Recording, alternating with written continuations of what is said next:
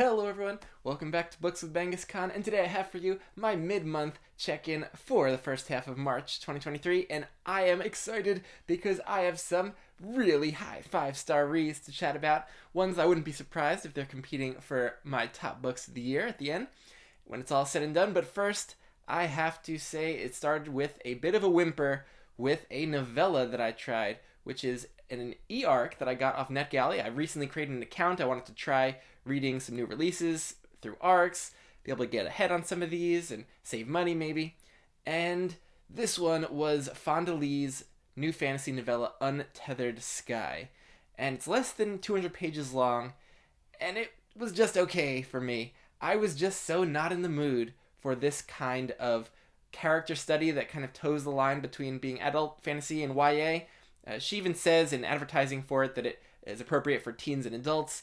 It read kind of like YA to me, and I had just read a few of these recently, The Space Between Worlds, Rubicon, that have the same type of feel and focus on one POV, kind of in their internal life, and kind of late teen female who's gone through traumatic events in their past, and they're kind of grappling with their identity in the present and their social lives, and just was not in the mood for this kind of character study. I think it was done well for what it's trying to be, which is not what I wanted in this moment. It was also my first ever exposure to Fonda Lee, and I think that the Greenbun Saga, being a very different kind of story, is hopefully going to go much better for me.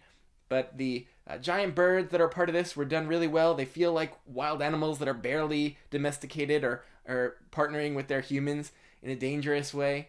And that was done really well, but the training scenes, they didn't last that long. It kind of moves pretty quickly into very predictable kind of plot events that I really could see coming. And the issue I've been having with a lot of these similar types of reads is that the focus on the internal life of this one protagonist results in lots of trouble, I think, building side characters that feel three-dimensional and that I could care about. And a lot of these plots haven't really been suspenseful or interesting around this internal life of the main character. And if this is what you're enjoying, though, if you really love this kind of character study, I think you might enjoy the novella. But in the end, I think it's a pretty slight work with not a lot of depth in a lot of ways with the world building and plotting. I'm not sure if this will be a big hit with Fonda Lee's big fan base that she's built up with the Greenbun Saga, but we'll see. I definitely won't be buying it, and I'm happy I saved money because I might have bought this hardback of the novella if I had not gotten this arc. So yeah, it did save me money, but disappointing that I didn't really like it. So I think I gave that one 3 stars. Might have been more of like a 2.5 star read for me, which in the end wasn't that enjoyable. But things did turn around right after, because I went for book 2 in A Song of Ice and Fire by George R.R. Martin, A Clash of Kings. This one was incredible from the beginning to the end, with an absolute banger of a prologue, establishing the atmosphere at Dragonstone, introducing Stannis Baratheon. I was hooked. And then Martin does just an incredible feat here with a book 2 that has to set up so much for the rest of the series, but manages to be so compelling on its own. And the dance he does with all of these different POVs was just magnificent. I never felt bored by any of the POVs. I never found myself wishing I was back in a different one. The rotation was done great, whether we were in King's Landing or Winterfell or the Iron Islands, Dragonstone, in Karth, in by the Wall up north, Harrenhal. All these great settings and lots of important events are happening in all of them. And yeah, just a magnificent book. Can't wait to dive into A Storm of Swords soon. So easy 5 stars for sure for A Clash of Kings. And then I was just in the Westeros mood. I was wanted to just keep going, but there were mentions throughout A Clash of Kings about certain things about Westerosi history, about the Targaryens, that I felt like I was getting some spoilers for maybe what was in this book, Fire and Blood. And I was just like, yeah, I don't want to be spoiled on this anymore. I just want to go back and experience this fully. And I'm so glad I did, because I had a wonderful time with this fictional history tome. It's huge. And what a delight it is to have amazing art every few pages. It's not just, every 100 pages. You get an amazing illustration every few pages. The quality of them is just superb. sometimes really dramatic, gory scenes get illustrated.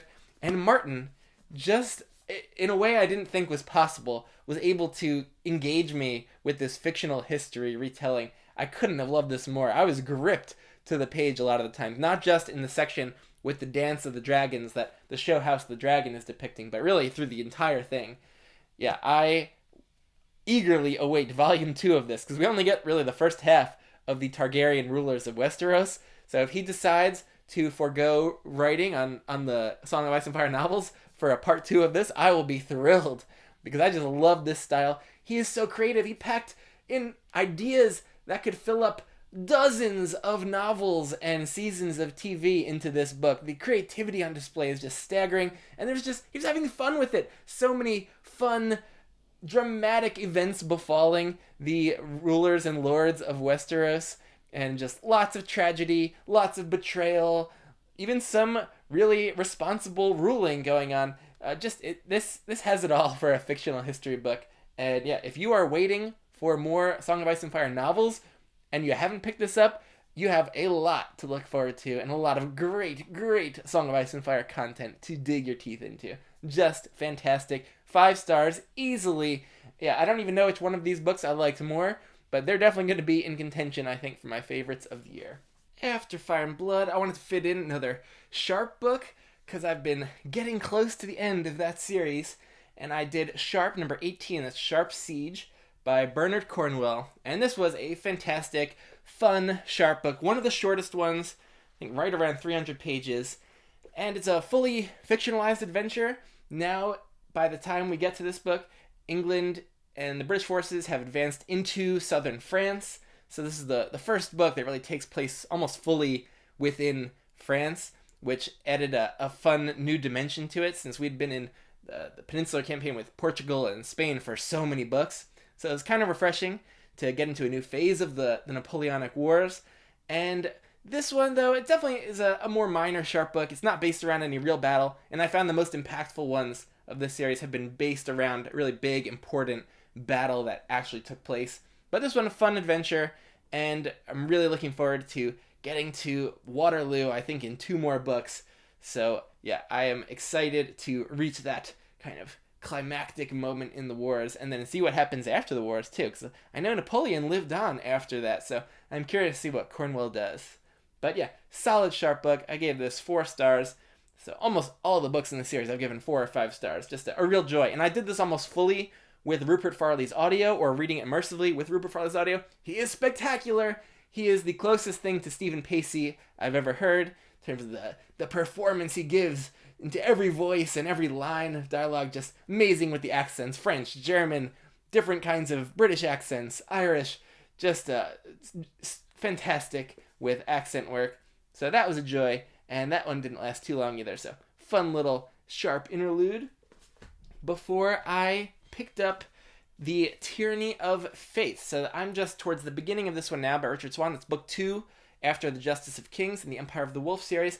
I was in between whether to go into A Storm of Swords or this one. I've been wanting to read this since I got it last month, and if I keep on kicking new releases down the road, I feel like I often never get to them. So I don't think I was terribly in the mood for this one, though, but Storm of Swords was so long, I knew I'd be in that for a while, so I did want to go to a different author and just try something new, and get to this one, really, before I let it molder for too long on the shelf. But I'm liking it so far, but I think I'm finding I lost a lot of momentum. It's been about a year since I read A Justice of Kings. I usually love to binge series, and now I'm trying to read more new releases and read series as they're coming out, I'm having not as good of a time as I think I normally would. If I had read this right after Justice of Kings, I think I'd be so into it and loving it. But I'm not feeling it as much as the first one. It's getting into big, high-stakes, empire kind of is crumbling, possibly, events with a lot of involvement with the series' main villain. That villain from Justice of Kings was my least favorite part of that book, and I'm missing the kind of provincial, small-town feel that we had, and the kind of more Judge Dredd lawyer aspect to that first book, which I feel like this series could have carved out such an interesting niche if it stuck to more of that formula, instead of the more traditional kind of big empire has, is reaching a a moment where it might fall and has major enemies, and so it's just reaching a point, and I'm not loving the overall world building. I'm not loving the overall, I think, world building here. Feels very Roman Empire-esque, and I'm just not too into that right now. But we'll see. We'll see. I have high hopes that it's going to pick up and engage more in my interest. But solid book so far, but just, I think, has taken a turn that I was not hoping it would take. And the main character, the POV, the narrator, is telling this first-person retrospective kind of tale where they're from the future and they're telling it. So they insert comments about things that happen, so you're spoiled on kind of where this is going.